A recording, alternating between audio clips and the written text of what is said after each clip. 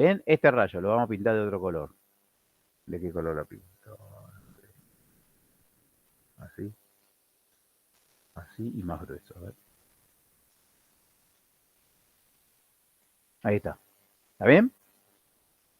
Este rayo que pinté de un color guaso es el que me da esta información. Pero siempre los pongo paraditos verticales, ¿no? Es como si esta información ahora la pongo así, cuando la traigo acá. Entonces, cuando la traigo acá, ahí tengo que decir, che, este es el que vio todo este camino difícil. ¿Se entiende o no se entiende? Sí, profe. ¿Seguro? Che, además de quién, Sergio, ¿no? Es el que está hablando. Sí, soy yo. Bien, además de Sergio, el resto de la población, ¿entiende lo que estamos charlando o es imposible?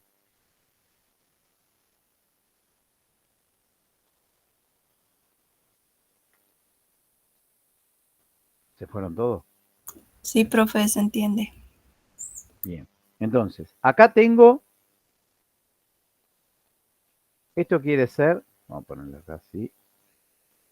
Esta es, ¿dónde tengo una?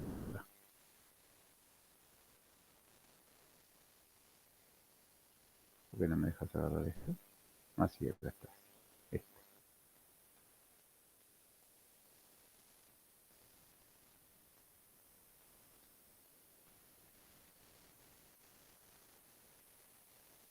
Este tita lo voy a llamar 90. 90 grados, ¿está bien? Y esto que estoy detectando acá sería el 1, 2, 3, 4, 5, 6, 7, 8, 9, 10, 11, 12, 13, 14, 15, 16, 17. Ahí está.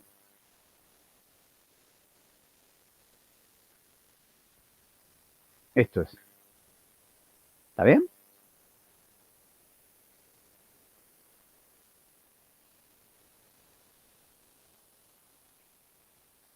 Esto que está acá, este cuadradito de ahí del medio, púchalo. Este cuadradito de acá del medio es así. Ahí está, espera. Ay, ay, ay, ay, ay.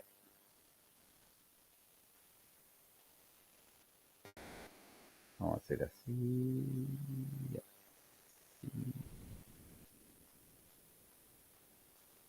Así. Ahí está.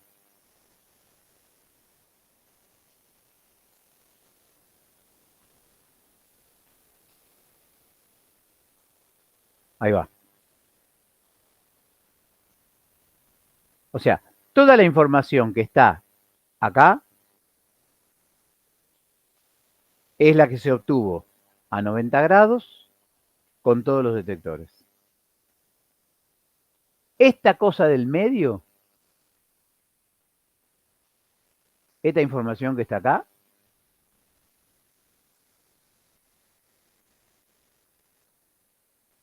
eso que está ahí, eso que está ahí, es esto que está acá.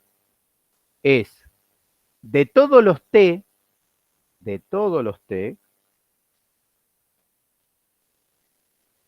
es el 17, es la información del 17. A 90 grados, el detector 17. Esa es la información que está ahí. ¿Estamos? Sí. Bien. Entonces, vengo acá. Acá.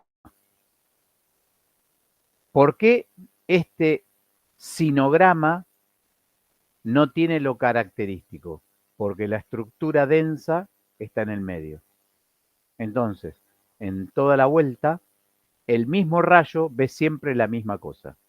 ¿Qué pasa cuando el circulito se desplaza? Adquiere la amplitud. ¿Qué pasa cuando el caño está en el centro? Otra vez no tiene amplitud. ¿Qué pasa cuando el caño se desplaza? Voy a tener la función senoidal. ¿Qué pasa si la barrita está en el medio. Otra vez, es como que se corre para acá y entonces cuando vuelvo a los 90 grados tengo la máxima atenuación. ¿Qué pasa cuando está desplazada? Tengo toda la función de onda desplazada. Y por último, y después descansamos, nos vamos a dormir, la pregunta para los que están atentos y quieran aceptar el desafío. Acá tengo un triangulito. ¿Sí? Y se empezó a irradiar desde acá. La pregunta es, ¿cuál de los dos sinogramas corresponde a este triangulito? Empecé a irradiar desde acá.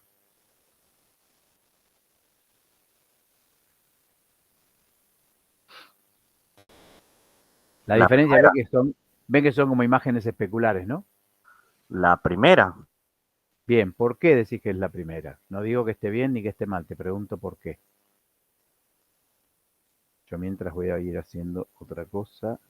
Porque tiene una porción, digamos, donde estaría ubicado el rayo 1, que está pintada de negro, pero ni bien empieza la parte ancha del triángulo, digamos, ahí ya te está marcando el rayo 2, 3, 4 y el 5, te están marcando todos que están pasando por el triángulo.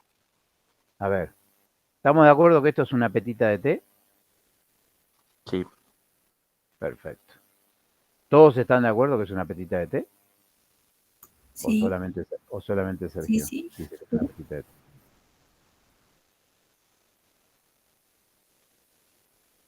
Esa es una petita de té. Y lo que Sergio dice es que esa petita de té se obtuvo de irradiar desde acá. Y yo entiendo que lo que él está diciendo es porque este punto que está acá, que es muy clarito, vos decime, Sergio, si yo estoy interpretando bien lo que vos decís, corresponde, ya te voy a encontrar acá, con este camino de este rayo suma, que atravesó toda esta locura, Exactamente. que atravesó todo esto. Entonces, como el camino de este rayo suma atraviesa la atenuación de toda esta longitud, obviamente se tuvo que haber atenuado mucho. Y como atenuarse mucho significa que se vea blanco, lo que corresponde a este rayo suma es la información que está acá. Y el otro rayo suma que pasó por acá, que pasó un camino de poca longitud, se atenuó poquitito, corresponde con lo que está alcahueteado ahí. Espera, vamos a dejar esto, vamos a hacer así, voy a dejar esto acá, copiar, pegar, a este lo voy a poner acá y lo voy a pintar de naranja, total ustedes los colores lo ven bien, el que no los ve soy yo, y este voy a agarrar y voy a decir, esta información es esta, ahí estás, y esta información es esta. ¿Se entendió? Y todos los valores intermedios de grade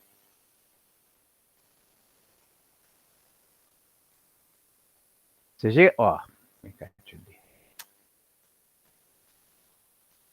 Todos los valores intermedios de grade corresponden con los caminitos que se van haciendo cada vez más chiquititos. ¿Sí? O sea, esto es cuando atravieso todo el largo del lado del triángulo. Y a medida que me voy viniendo para acá, los caminos van haciendo cada vez más cortitos. Esto corresponde al haber atravesado la punta. Cuando se me termina el triángulo es todo negro y cuando el triángulo todavía no empezó es todo esto. Entonces la pregunta ahora, para completar la charla, es ¿de dónde tengo que estar irradiando para que esto sea cierto? Para que este sinograma sea verdadero. ¿De dónde empecé a irradiar? ¿Dónde está acá? Irradio, o sea, De Derecha a izquierda. De derecha a izquierda. O sea, este punto tiene que ser muy atenuante. Si es muy atenuante y me lo está diciendo el rayo que corresponde a esto, ¿cuál te parece que es? ¿Se entiende lo que estoy charlando? O sea, estamos de acuerdo que los puntos más blancos corresponden con la máxima longitud. Los puntos más blancos corresponden con la máxima longitud. O sea que este punto corresponde con algún momento angular en el cual recorrió todo esto, o recorrió todo esto, o recorrió todo esto. Pero está puesto acá. Y puesto acá significa que lo vio un rayo de por acá.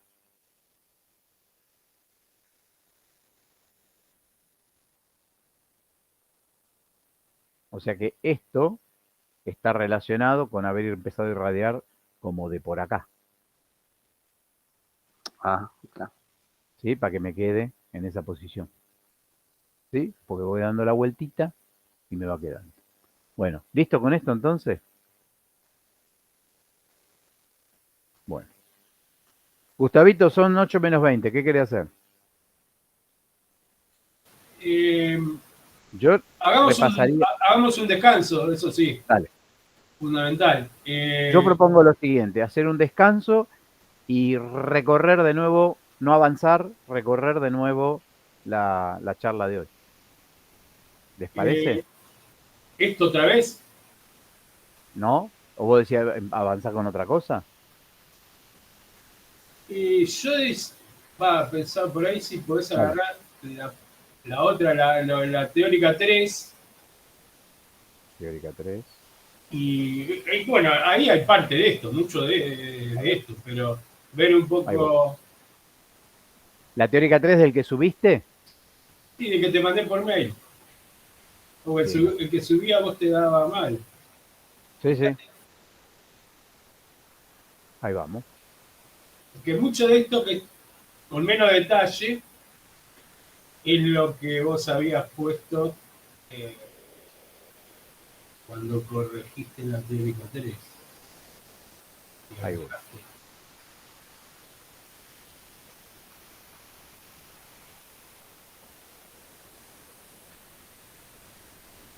Acá está. Bueno, entonces yo lo dije, y después arranca donde dice adquisición. Bueno, y era un poco más hacia. Esto es lo mismo que ya explicaste, digamos, de alguna manera. Pero después, ya para seguir con cómo son los distintos tipos de adquisición en la práctica, digamos, de una sola fila, varias filas, helicoidal. Bueno, como les parezca. Que después termina lo mismo, ¿no? Después, al final de esto está lo del simulograma, todo eso. Sí. La explicación de proyecciones, simulograma.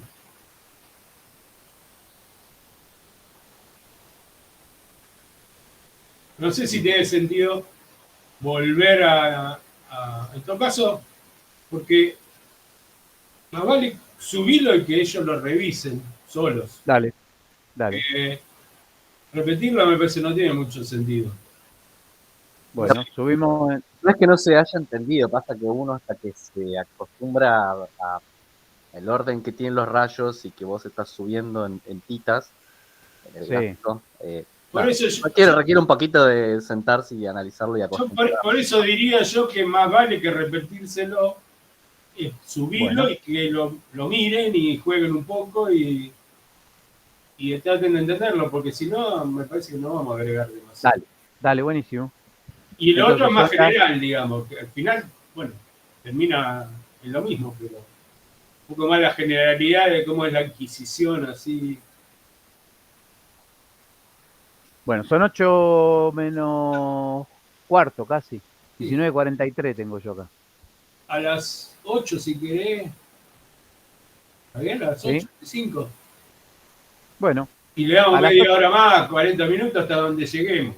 Sí, creo que no hay mucho más, pero dale. Porque esto más A o la- menos son cosas que ya, pero para ver un poco más lo concreto, digamos, Dale. Buenísimo. y que ellos, o sea, que miren subirlo para que lo analicen, lo mastiquen y después cualquier cosa volvemos a aclarar Buenísimo. lo que Dale. haya que aclarar. Bueno, entonces, descansamos hasta las 8. A las 8 nos juntamos de nuevo y largamos con lo que seguía de acá. Dale. Dale, Bueno. nos vemos a las 8.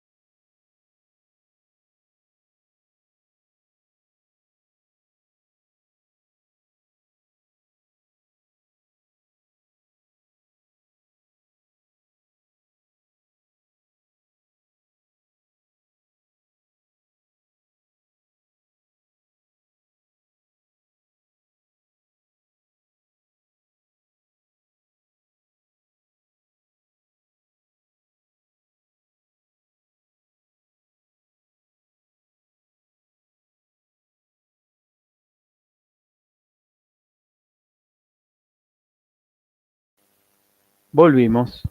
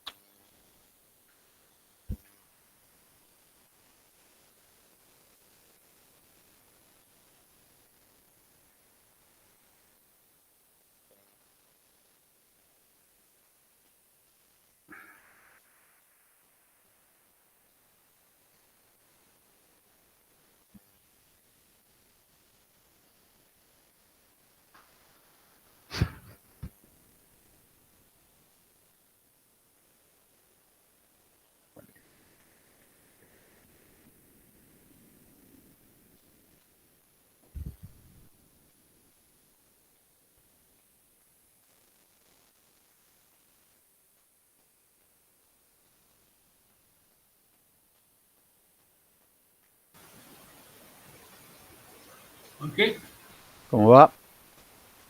¿Tenés vos lo que sigue ahí o querés que que lo pase yo? Creo que lo tengo. A ver, es esto que estábamos acá, ¿no? Después de esa, la que sigue, a ver. Espera un cacho que esto cerramos acá. Sí, sí. Sí, Es este, ¿no? sí, sí, sí, sí. Muy bien. Espera que achico un cacho. Bueno.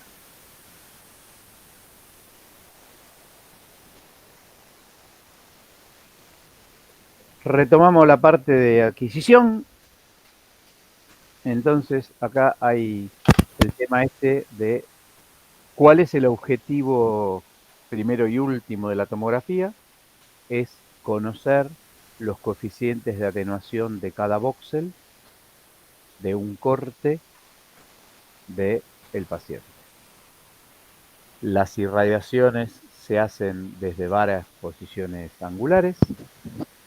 Lo que se detecta es la acumulación de las atenuaciones y el desafío es poder distribuir correctamente la atenuación que produjo cada voxel.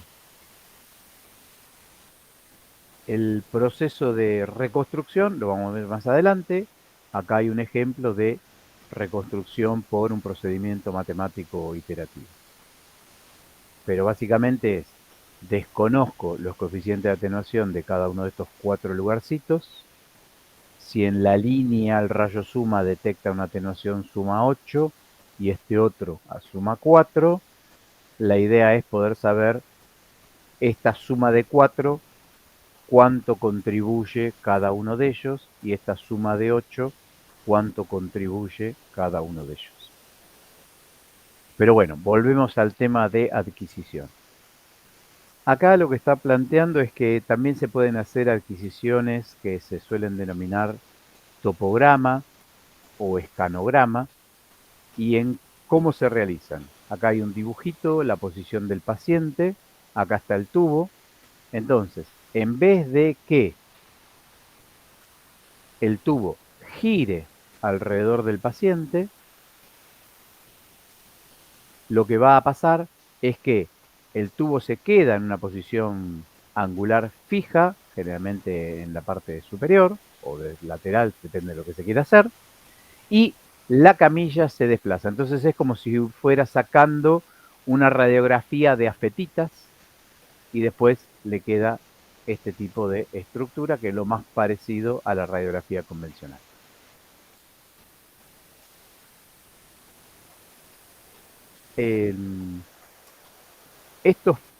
Estas líneas blancas son referencias que se toman sobre la estructura y refieren a veces cuando se quieren hacer tomografías, se intenta que la radiación evite pasar por determinado tipo de zona. En este caso, dado que el cristalino tiene una cierta sensibilidad a la radiación importante, no es necesario irradiar el cristalino para hacer una tomografía de cerebro.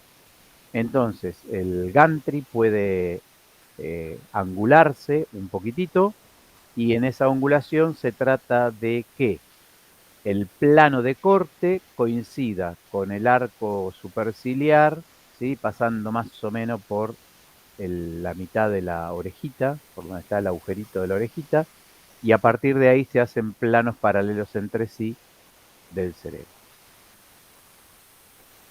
Esto es como si el paciente posicionado acá, con el tubo puesto a 90, o sea, si esto es 90 puesto a 0 grados, se desplaza la camilla y me queda esto, y se seleccionan los planos de corte para que después pueda,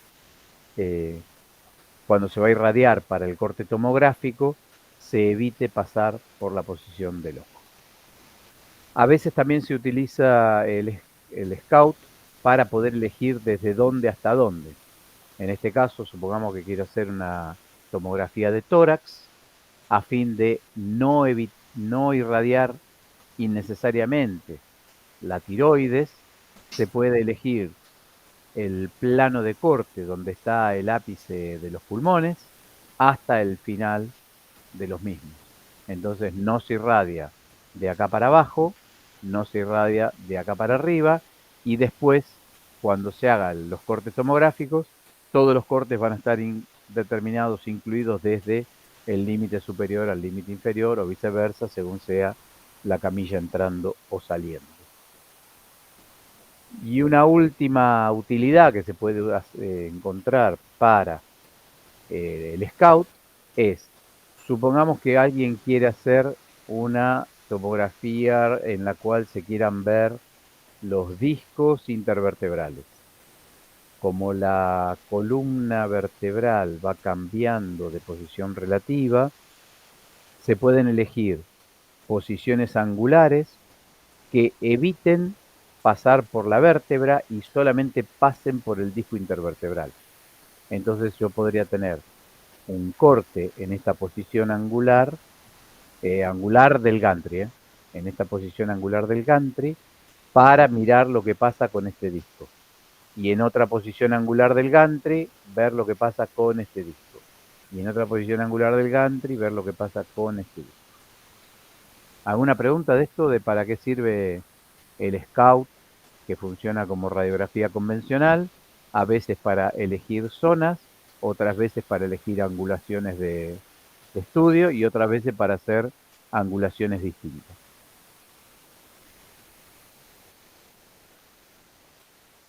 ¿Qué quiere decir más seguido?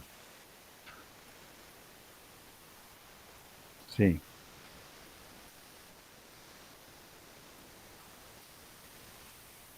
Es muy común iniciar la tomografía con un Scout para seleccionar zonas de interés de distinta naturaleza.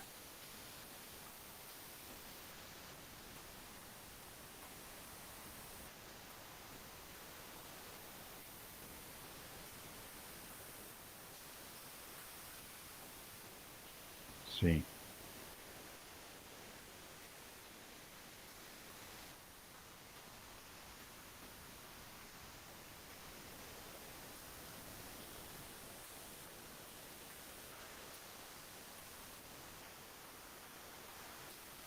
Pero, bien,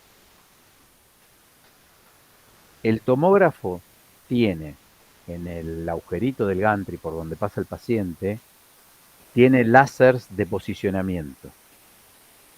O sea, en las tres direcciones, en los tres planos, X y Z, tenés láser.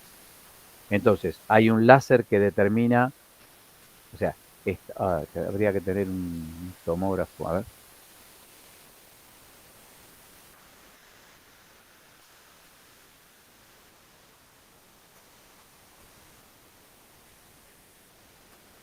Todos los tomógrafos tienen el posicionamiento mediante láser, todos.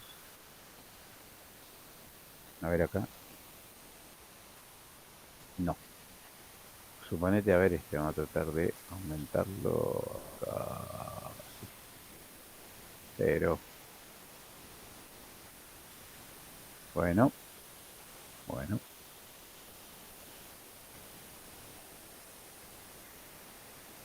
Uy, hice lío, cerré el... Es como el mismo láser, o sea, del colimador que teníamos en el tubo.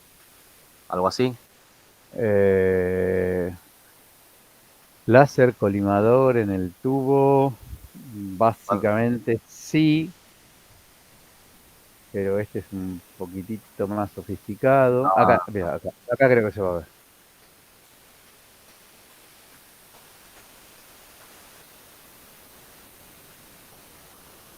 En este lugar, así, hay unos indicadores láser que posicionan al paciente.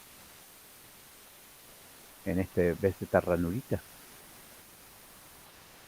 Entonces, hay un láser que le va a dejar una línea así, hay otro láser que le va a dejar una línea así, y hay otro que le va a dejar así en los 3 planos, coronal, sagital y demás.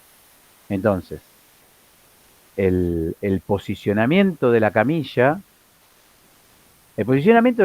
tiene un sistema que detecta dónde está posicionada la camilla, pero para el operador, para saber dónde está poniendo él al paciente, lo posiciona con los láser. ¿Dónde está la camilla? Lo sabe el equipo. Pero dónde está, qué parte del paciente, lo usa el operador mirando dónde está posicionando con el láser. En el caso de una biopsia, usan el láser simplemente porque hacen los cortes, ven la imagen. Entonces ven el hígado y bueno, dicen, nosotros queremos punzar acá. Y este lugar corresponde a la posición tal. Entonces después lo ponen en esa posición y se mira, con el láser encendido, tienen en la piel, ellos ven una marca, una luz, y ahí pinchan. Claro.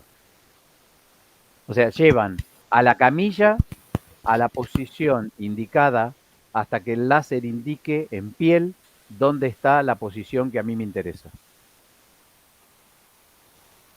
A mí, médico. Yo, médico, voy a hacer que el operador del tomógrafo lleve a partir del scout la posición de la camilla hasta que a mí el láser me indique dónde está la estructura que se vio en la tomografía o en el scout. Algunos tienen un láser que apunta hacia una línea paralela, digamos, a lo que es el plano de corte, pero 25 centímetros, 20 centímetros más afuera. Entonces, tiene dos marcas paralelas. Entonces, ellos saben que si lo ponen en la posición donde está digamos, lo que quieren biopsiar, y lo llevan a la posición que está, digamos, 20 centímetros, para no trabajar ahí, porque acá es difícil trabajar ahí adentro. Van a estar ahí adentro. Hay una marca que le dice que está a 20, la posición es a 20 centímetros de donde vieron la imagen. Entonces, está 20 centímetros más afuera y el médico trabaja acá. Y puede biopsiar, puede poner la aguja de biopsia cómodamente. Claro, porque el equipo sabe dónde es más difícil. El equipo sabe dónde está la camilla, no dónde está el paciente.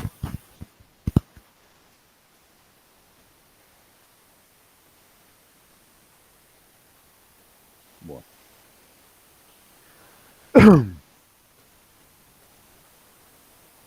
Espera, estábamos acá.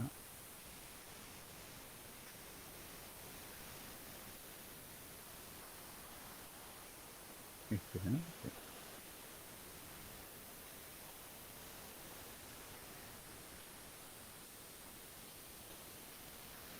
Bueno.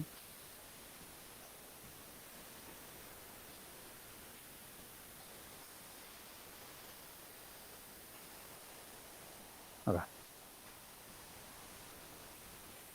Bueno, esto era lo que habíamos visto hace un ratito de la reconstrucción iterativa. Esto es lo que estábamos hablando de cómo angular el gantry para elegir distintas cuestiones o cómo puedo seleccionar posiciones de un lado hasta el otro, o sea, los límites de dónde voy a hacer la tomografía.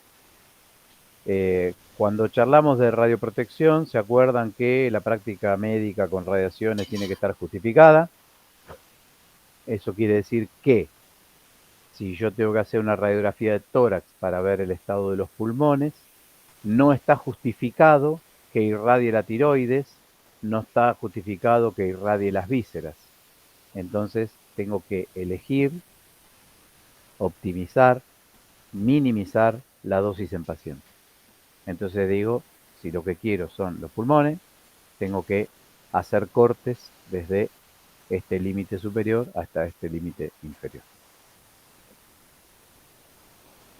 Acá hay un dibujito un poco de lo que estuvimos charlando, representa al paciente, acá es como si se estuviera tratando de hacer una tomografía de cerebro, acá esto está representando un tomógrafo de primera generación, acá está el tubo de rayos X, acá está el detector, acuérdense lo que habíamos visto en los dibujitos, era como que se pone acá, irradia, se pone acá, irradia, va paseando para allá, se traslada, ¿sí? Y cuando termina todas las posiciones todas las posiciones de traslación en esta posición angular, gira un cachitito y empieza de nuevo. Acá tengo graficadas, representadas un perfil de intensidades, es lo que llamaríamos intensidades como detectadas, ¿no? El perfil de intensidad es intensidad detectada. Fíjense que los rayos que pasaron por acá no se atenuaron, entonces por eso me marca I0. Cuando atravieso el borde del cráneo, la parte más extensa, es que se produce esta máxima atenuación, o sea, la detección es menor, la cantidad de fotones detectados. Acá tengo toda la parte de la masa gris, y acá el otro borde, y acá afuera de la cabeza. Si a estos valores le aplico el logaritmo y demás, es que obtengo la petita de t. Fíjense que acá lo llama perfil de atenuación. Nosotros llamamos atenuación a la diferencia, o yo llamé atenuación a la diferencia, y a esto lo llamé petita de t, porque acumula la atenuación. Bien, entonces acá nos va a plantear que justamente el método de recolección va a depender de dos procedimientos. Uno que está relacionado con la traslación y otro con la rotación. Cada vez que tenga que trasladarse, lo que va a pasar es el sistema. Cuando decimos sistema, estamos hablando de tubo rayos X detectores, ¿sí?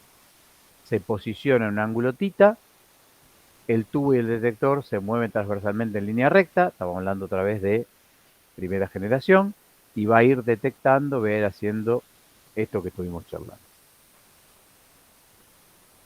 Una vez que completó toda la línea, gira un grado, rota un grado y comienza otra vez.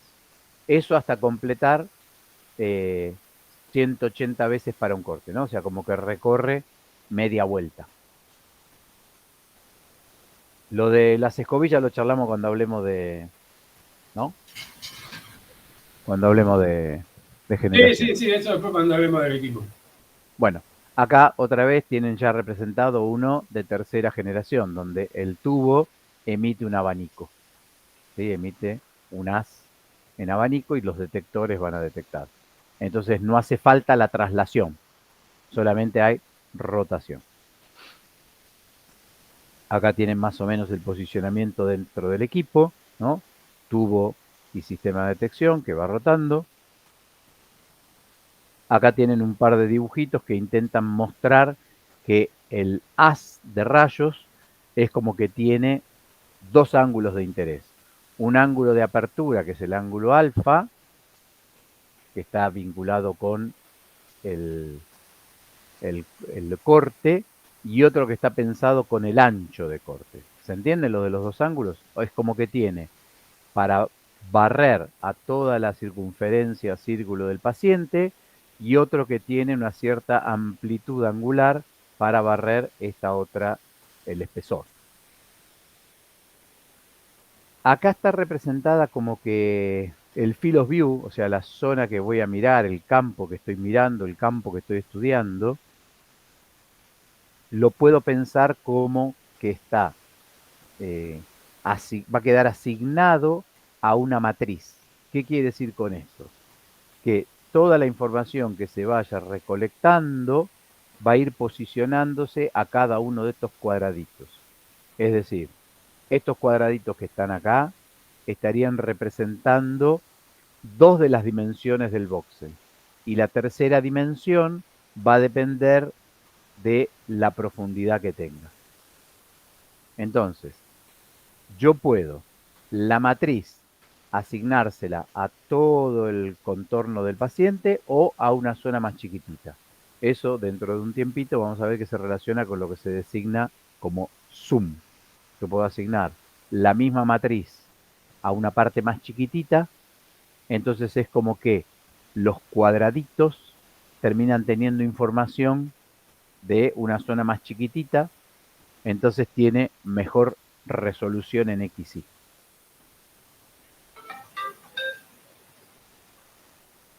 Hay básicamente dos tomógrafos de funcionamiento distinto.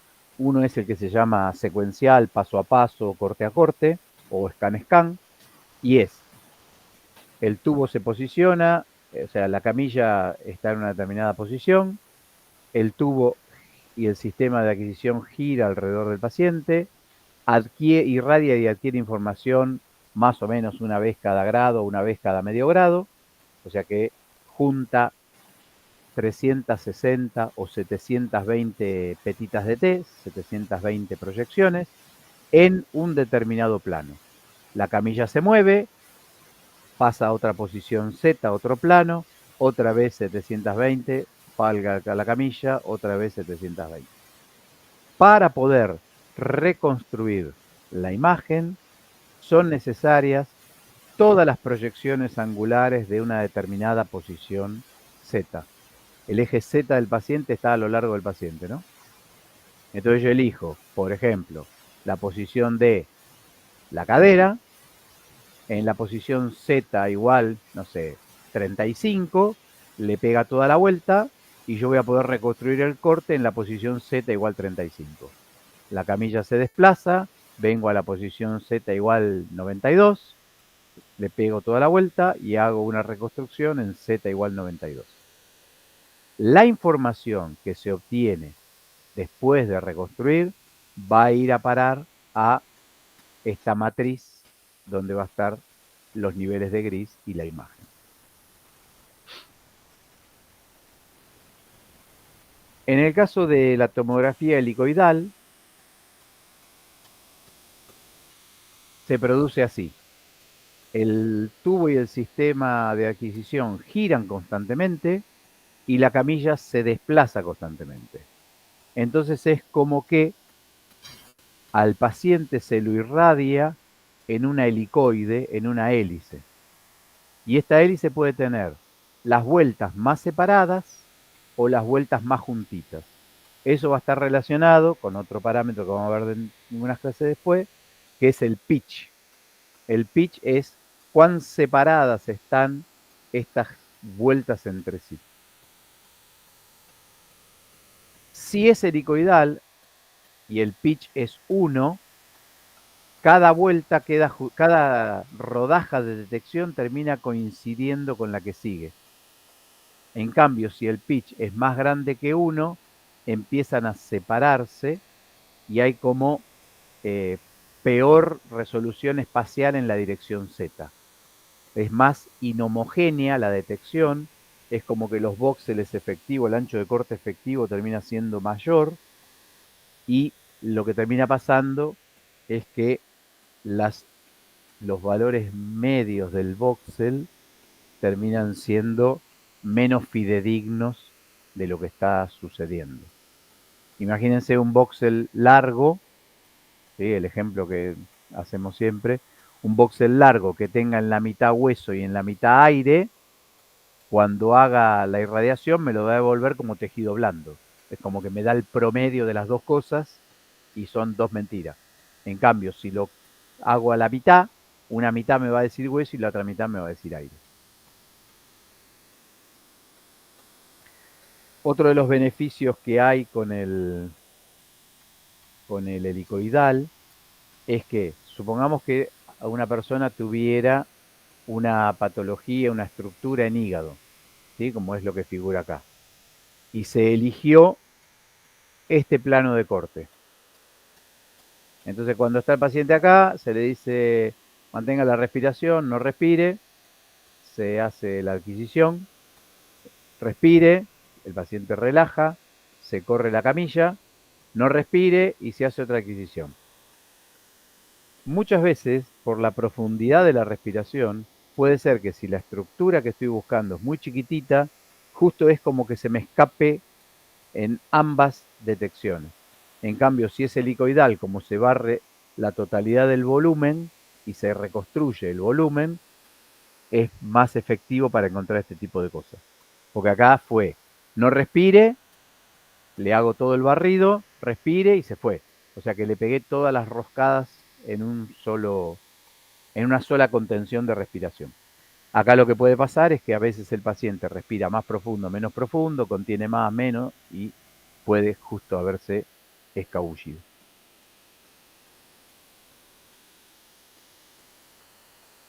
Acá tienen otro dibujito, ¿ven? La tomografía helicoidal.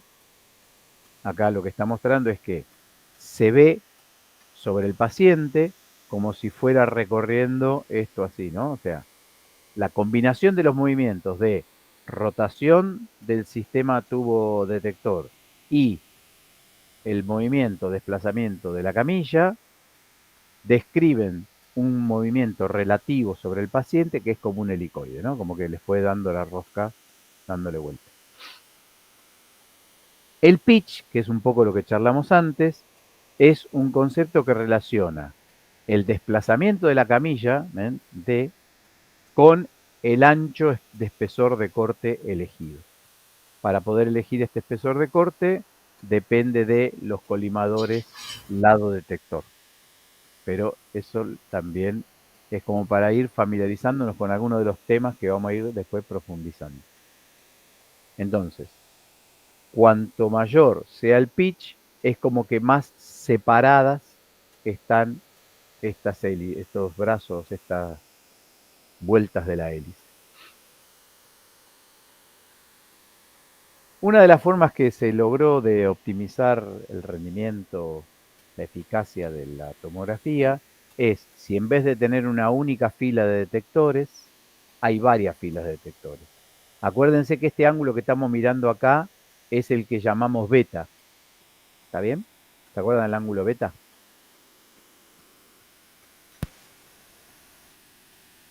El ángulo beta. El del grosor. Exactamente.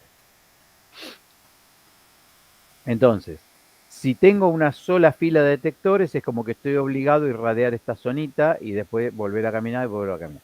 Pero si tengo varias, es como que puedo irradiar un abaniquito un poquitito más grande, porque cada uno de estos es como que hace un corte independiente. O sea, con una irradiación voy a tener la tomografía de este corte, de este corte, de este corte, o sea, de 4 posiciones en el eje Z, ¿no? Según cómo combine los detectores. Pero básicamente esto es a lo que se llama multicorte o multiscan o multislice.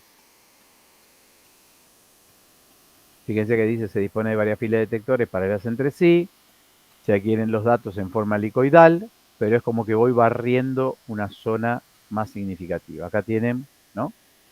Acá estaría la bananita y las filas de detectores están así. La que tienen acá se nota poquitito, pero que están como de distinto colorcito. Acá se ve un poquito mejor. Cada una de estas es como si fuera una fila de detectores. Fíjense que tienen distintos espesores. Acá hay limitaciones que son tecnológicas. No siempre se pueden hacer los detectores tan chiquititos como se quiera. Los detectores no siempre tienen lo que se denomina eficiencia cuántica, que tiene que ver con cómo transducen la energía del fotón en energía eléctrica.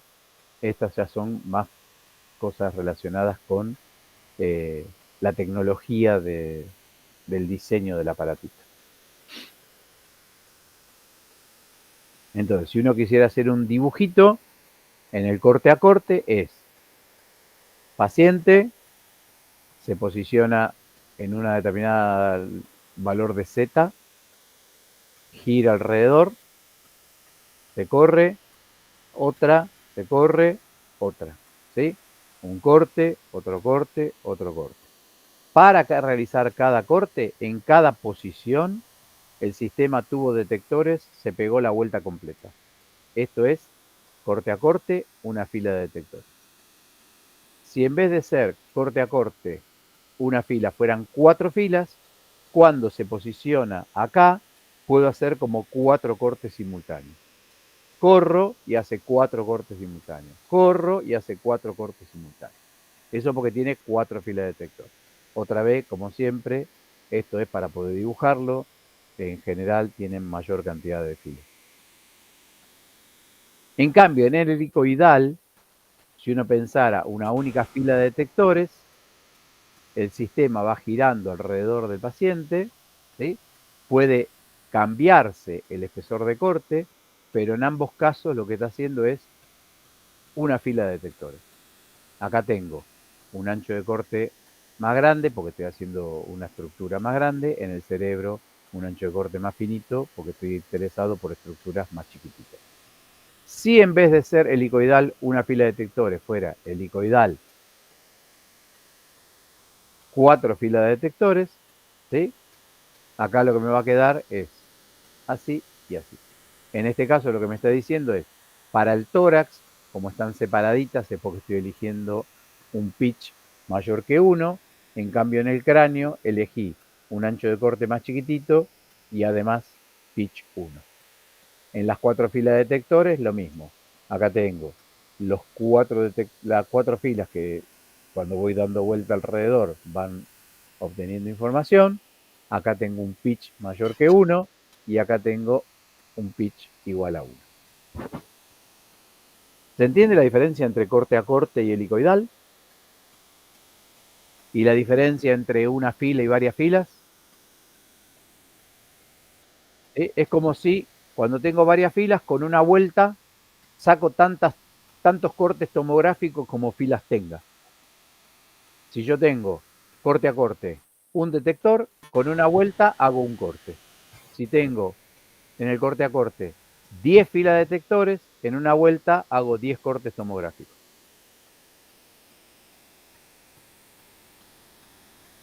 Bueno, acá es un poco la matemática, esto no sé, ¿querés charlarlo?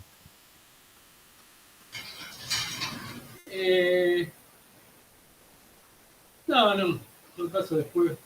Acá tiene un poco un planteo de que cuando se hacen las adquisiciones, los detectores por construcción no son todos iguales, o sea, cada detector está construido y pueden medir con pequeñas variaciones de lectura, entonces se hacen correcciones de offset. Esto lo que quiere decir es, se irradia sin nada y todos me tienen que detectar lo mismo.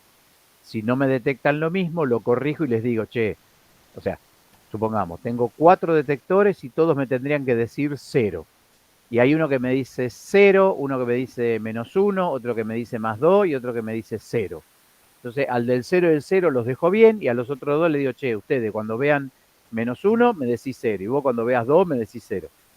Y los corrijo. Es como cuando la balanza la ponen en el tarar, la balanza, que le ponen el plato y le sacan el peso del plato, una cosa así.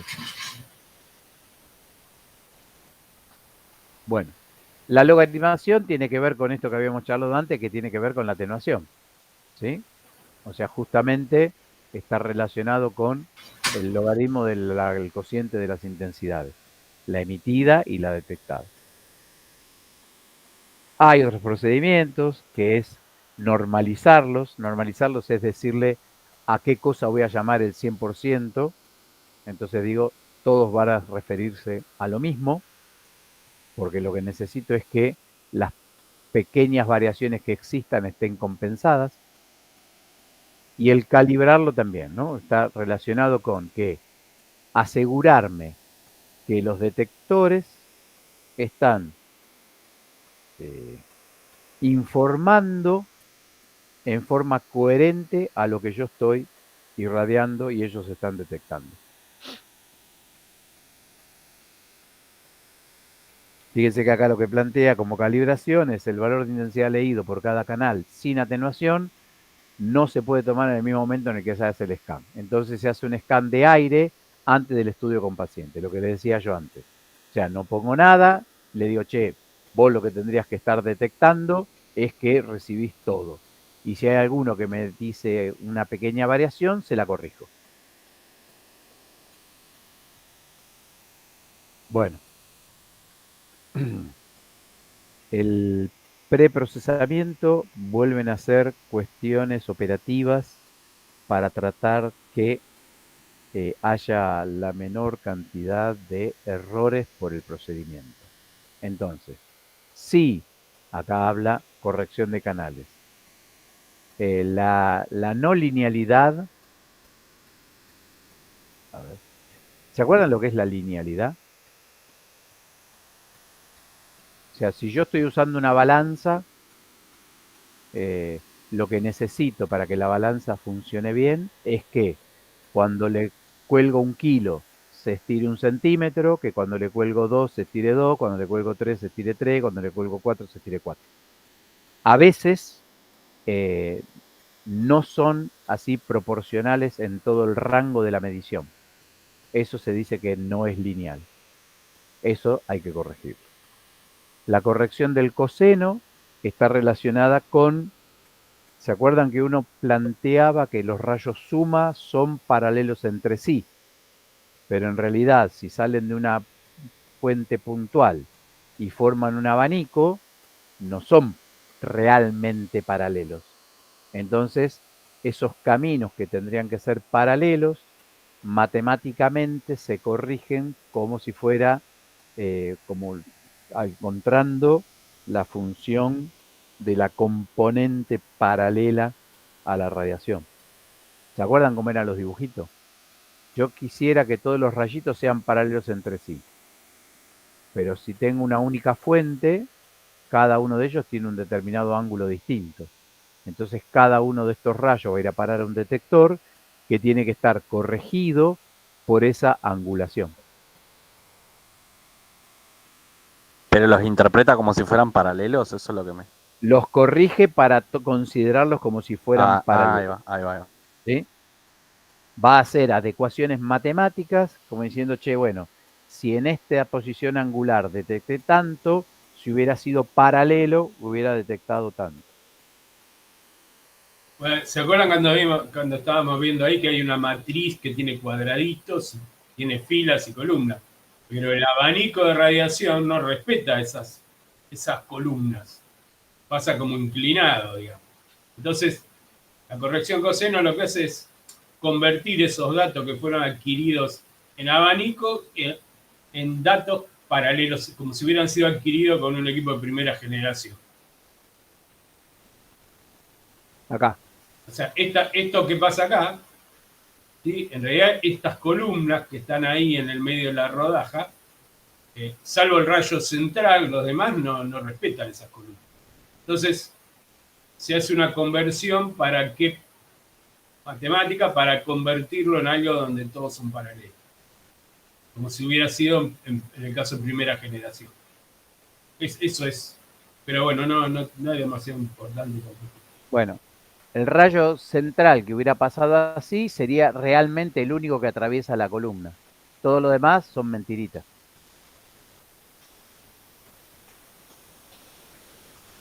Bueno. Bueno, a lo que vamos es... Dale. Eso, bueno, ese tipo de correcciones que se hacen, por ejemplo, calibrar, muchas de las cosas los hace el servicio técnico cuando va y ajusta el equipo, pone un fantoma con agua y se fije que el valor que dé para el agua sea 0, porque el mu del agua, el número CT que corresponde al agua es 0, porque el mu del tejido igual, menos mu del agua da 0. Si el tejido es igual al agua. Entonces se ajusta el 0. Y las demás cosas son correcciones que se hacen, por ejemplo, para corregir el endurecimiento de rayos. Bueno, todo eso queda grabado como en tablas, digamos, adentro del equipo, cuando se hace una calibración, cuando el servicio técnico hace una calibración, todo eso queda almacenado en unas tablas de corrección. Entonces, después cuando se hacen el estudio, cuando los datos se adquieren, los pasa por esas tablas de corrección, digamos, y lo deja pipí cucú para poder hacer el... Claro, pero estas no son cosas que tienen que hacer los técnicos. Claro, no es que lo hacen ustedes, lo hace el El equipo. operador del tomógrafo no. O sea, lo hace el técnico del servicio de mantenimiento. Claro. Cuando se hace O el lo hace el equipo ya mantenimiento, calibrado. se la calibración. Los técnicos, ustedes solamente dependiendo del equipo, tienen que calibrar haciendo un estudio en aire. Depende de los equipos. En algunos una vez por semana, en otros una vez por mes. Se hace la calibración con aire. O sea, hacen como si fuera un estudio, pero sin poner paciente adentro. Entonces, a eso se lo llama calibración. El equipo hace una adquisición, hace una construcción de la imagen y se fija que le dé, como no hay paciente, no hay nada, le tiene que dar todo parejito. Bueno, eso se llama calibración.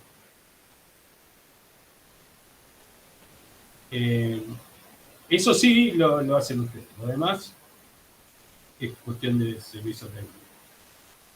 Igual en general cuando lo hacen tienen una supervisión, ¿no?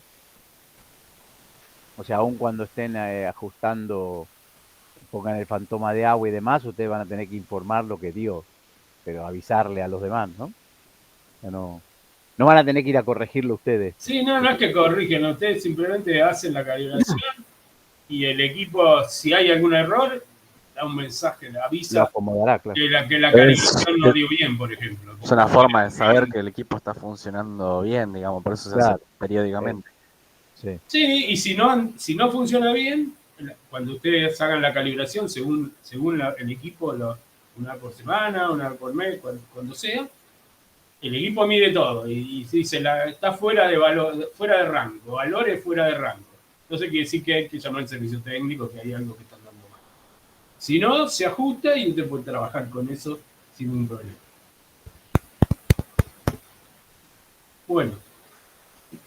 Bueno, después vuelve lo de las Lo proyecciones. demás creo que ya lo vimos, porque es lo que dije. Acá tenés lo de las cosas estas. Es lo que ya viste de más profundo. Sí. Así que bueno, podemos terminar acá. La clase que viene vemos este tema de edición y ventana y ventaneo y todo eso. Y sería bueno que lean, miren lo que va a subir Jorge de lo que explicó hoy. Si no lo entendieron, piénsenlo un poquito. Hagan un ejercicio mental de... Hay que hacer una